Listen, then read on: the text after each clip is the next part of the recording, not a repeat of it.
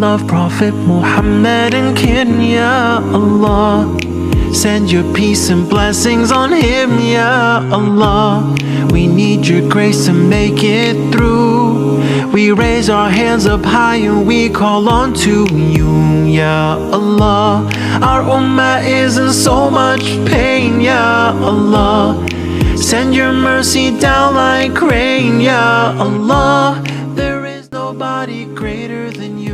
Assalamualaikum warahmatullahi wabarakatuh. Apa kabar sahabat semua? Alhamdulillah, mudah-mudahan hari ini kita tetap dikuatkan dalam iman dan Islam, imanan wa ihtisaban. Kali ini kita akan melanjutkan bahasan berikutnya tentang hadis dhaif dan maudhu sekitar Ramadan. Hadis yang berikut adalah tentang saum adalah zakatnya jasad. Hadisnya seperti ini. As-saumu nisfus sabr. Puasa adalah setengah dari kesabaran. Walikulli syai'in zakatun wa zakatul jasadi saum. Setiap sesuatu memiliki zakat dan zakatnya jasad adalah saum. Hadis ini diriwayatkan dalam beberapa kitab, diantaranya Sunan Ibnu Majah nomor 1745 dalam kitab As-Siyam, disusun tentunya oleh Imam Ibnu Majah yang beliau itu umurnya hanya 64 tahun saja. Insyaallah, tapi kitabnya dibahas sampai hari ini. Dan kitab dari beliau termasuk Kutubus Sittah. Kemudian kita bisa dapati juga hadis ini dalam Al-Mu'jam Al-Kabir kayak Imam At-Tabrani.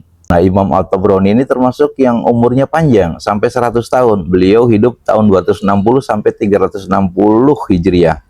Kemudian kita bisa dapati dalam Syu'ab Al-Iman karya Imam Al-Baihaqi. Imam Al-Baihaqi itu berusia hingga wafatnya 74 tahun usianya. Nah, lafaz yang banyak dibahas termasuk yang kali ini adalah lafaznya dari Imam Al-Baihaqi. Ya khotiman, hadis ini sangat dhaif atau dhaifun jiddan sebab terdapat perawi yang bernama Musa bin Ubaidah Ar-Rabazi. Mari kita lihat biografi dan penilaian ulama terhadap Musa bin Ubaidah ini.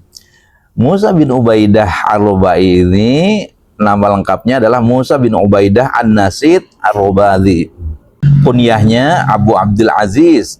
Wafat sekitar tahun 141 Hijriah di daerah Madinah. Nah, beliau di Madinah meninggalnya. Makanya disebut Ar-Rabazi karena Rabazi itu nama distrik di daerah sekitar Madinah, Ar-Rabazah. Ia sangat dikenal meriwayatkan dari tokoh-tokoh Madinah, tetapi dilemahkan sangat keras oleh para imam. Mari kita lihat para imam jarh wa ta'dil menyampaikan penilaiannya terhadap dia itu. Imam jarh wa ta'dil yang namanya Abbas bin Muhammad Ad-Duri yang wafat pada 271 Hijriah. Beliau adalah murid utamanya Yahya bin Ma'in dan beliau bertempat tinggal di Baghdad. Kita bisa lihat dalam kitab Tarikh Yahya bin Ma'in atau riwayat Ad-Duri. Beliau meriwayatkan dari Yahya bin Ma'in. Kata beliau, hadisnya tidak dapat dijadikan hujjah. Nah, kalau dikatakan begitu, maka jelas tidak bisa dijadikan sandaran hukum. Mari kita lihat pendapat Ali Al-Madini, 73 tahun, salah satu imam besar, dan beliau adalah gurunya Imam Bukhari. Beliau tinggal di Irak juga, di Basrah. Kitab terkenal yang ditulis beliau adalah Al-Ilal, juga At-Tarikh. Beliau berkata, tentang Musa bin Ubaidah Ar-Rabazi ini, Ali bin Al-Madini, beliau mengatakan bahwa Musa adalah perawi yang lemah yang meriwayatkan hadis-hadis mungkar. Nah, ini tentu celaan atau jarah. Mari kita lihat pendapat Muhammad bin Ismail As-Saigh. Beliau adalah salah satu muridnya Imam Ahmad bin Hanbal ya. Riwayatnya dinukil dalam kitab Ad-Du'afa karya Al-Uqaili. Ia berkata bahwa gurunya Ahmad bin Hanbal itu menyatakan tidak sepantasnya meriwayatkan darinya, dari Musa maksudnya. Ini adalah bentuk jarah yang keras atau celaan yang kuat, menunjukkan jatuhnya derajat hadis ini. Baik, kita dengar pendapat Imam Al-Bukhari tentang perawi Musa bin Ubaidah tadi. Imam Al-Bukhari, kita ingatkan kembali bahwa usia beliau sampai wafatnya itu hanya 62 tahun. Lagi-lagi karyanya adalah menjadi rujukan hingga sekarang dan insya Allah hingga akhir zaman nanti.